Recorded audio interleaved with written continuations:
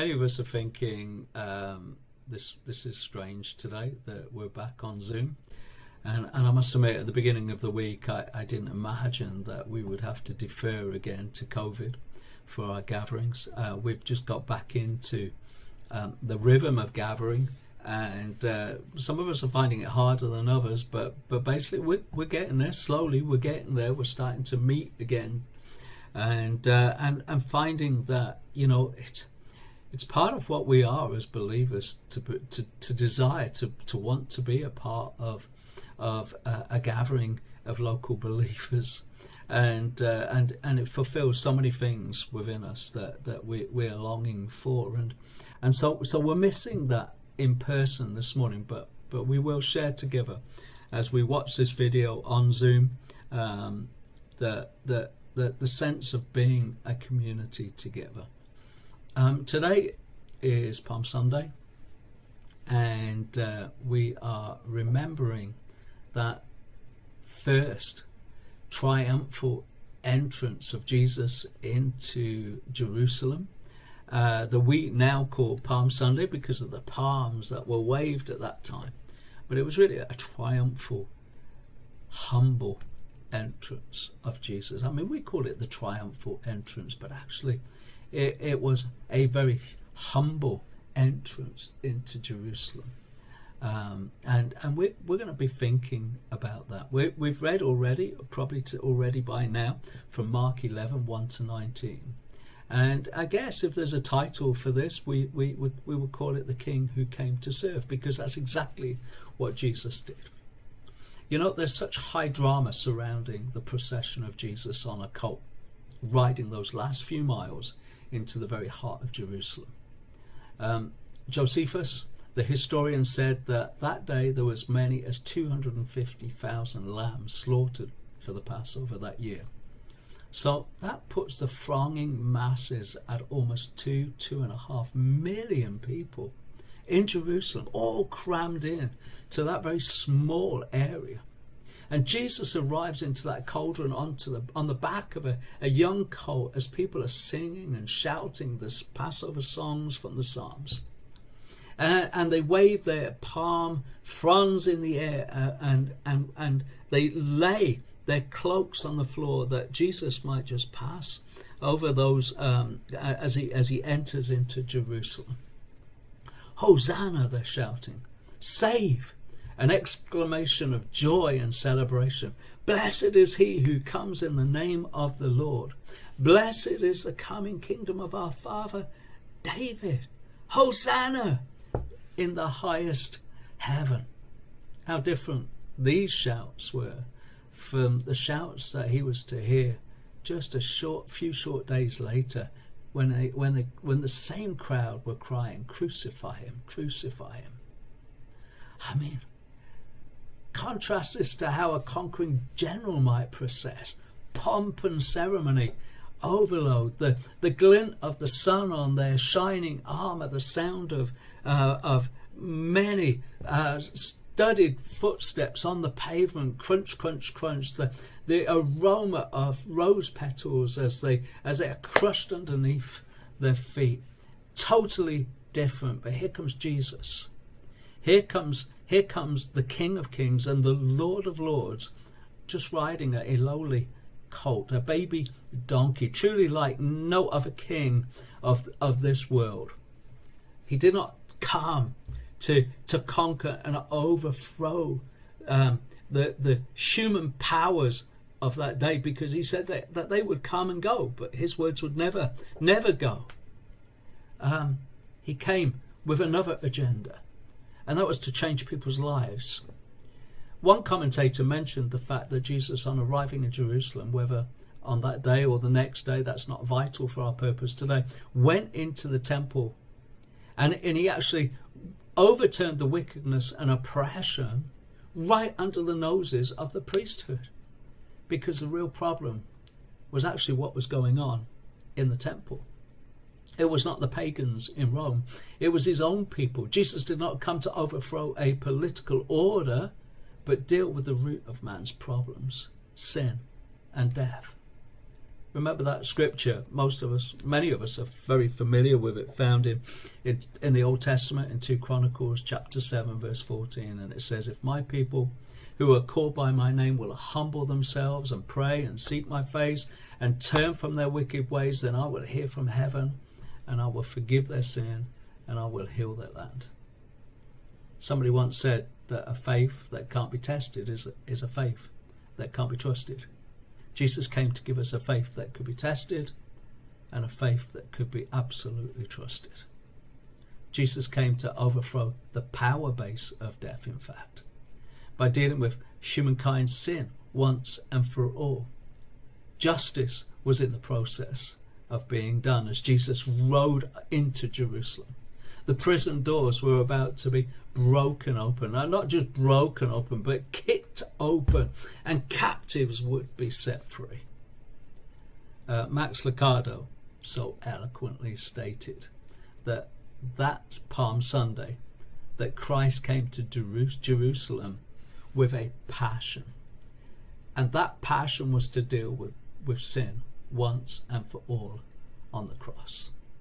You see, Jesus was so focused that day. He knew what he had to do.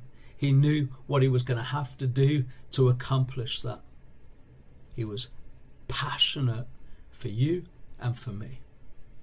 He came to give us freedom, true freedom that had never been experienced before. Jesus' probably manifesto would be John 10:10. I have come that you might have life, and life in all its fullness.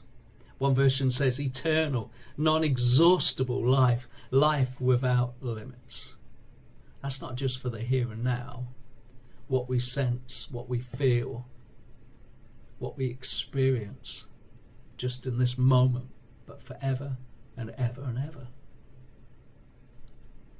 You know, it says he too shared in their humanity, so that by his death he might break the power of him who holds the power of death, that is, the devil, and free those who all of their lives were held slavery by their fear of death. Hebrews 2:14 and 15. See, the humility of Christ was there for everybody to see. Riding on a donkey. The humility of Christ was to become a man, willingly. And this truly amazed the Apostle Paul and the writers to Hebrews. And in fact, Paul says, but made himself, talks about Jesus, but made himself nothing. This is how amazed he is. Jesus made himself nothing, taking the very nature of a servant, being made in human likeness. And here he comes as a servant, riding on the back of that young, unbroken donkey, that colt. The writers of Hebrews says, but we see Jesus, who was made a little lower than the angels. Wow. That's amazing, isn't it? You know, if God asks you to humble yourself, no matter how low you bow, you will never humble yourself more than Christ. And he did it because he loved us. Listen to this from Zechariah. It says, cry out with joy, O daughter of Zion. Shout jubilantly, O daughter of Jerusalem. Look, your king is coming. He is righteous and able to save. He comes seated humbly on a donkey, on a colt, a foal of a donkey. Isn't that amazing? All those years before, seen by the prophet and spoken out and happening on that day.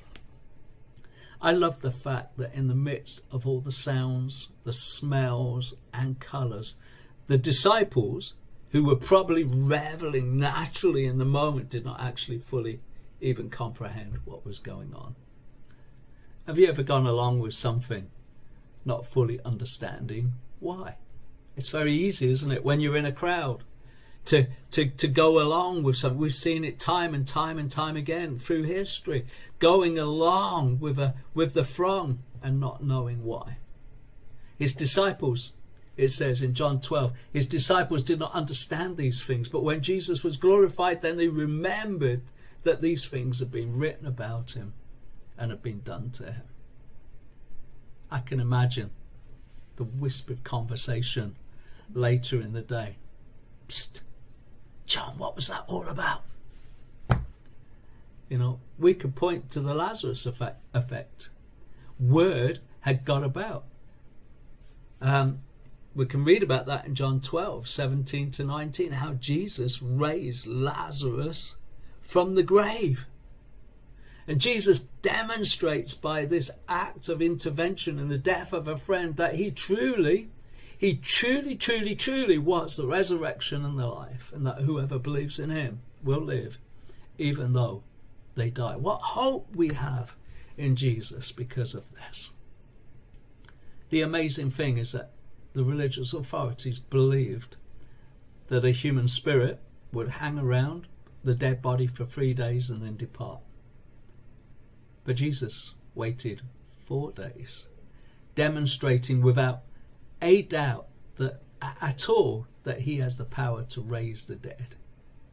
He is the resurrection and the life. Lazarus, the living proof of Jesus' power over death, was a problem to the Pharisees and the chief priests.